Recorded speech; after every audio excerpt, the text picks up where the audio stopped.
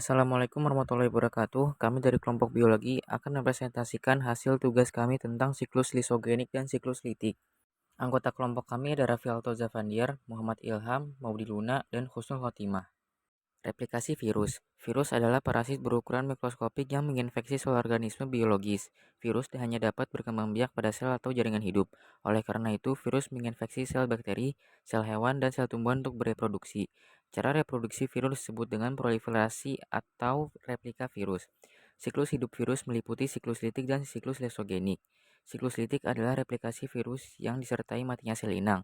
Terbentuknya anakan virus baru. Siklus litik terjadi jika pertahanan sel inang lemah dibandingkan daya infeksi virus. Maka tahap dari replikasi virus berlangsung cepat. Siklus litik sel inang akan pecah dan mati setelah terbentuk anakan virus baru atau virion. Siklus lisogenik terjadi saat sel inang memiliki pertahanan yang lebih baik dibandingkan daya infeksi virus. Maka sel inang tidak akan segera pecah, bahkan dapat bereproduksi secara normal. DNA atau RNA virus berinteraksi ke dalam kromosom sel inang, membentuk profag, dan ini dapat turunkan kepada kedua sel anak melalui reproduksi. Apabila profag pada sel anak inang menjadi aktif, maka virus akan mengalami reproduksi secara litik. Pada virus corona, reproduksi virus dibagi menjadi 5 tahap, yaitu tahap adsorpsi, tahap penetrasi, tahap sintesis, tahap pematangan, dan terakhir tahap litik. Tahap adsorpsi atau tahap pelekatan merupakan tahap menempelnya virion bagian reseptor site sel inang dengan memakai serabut ekornya.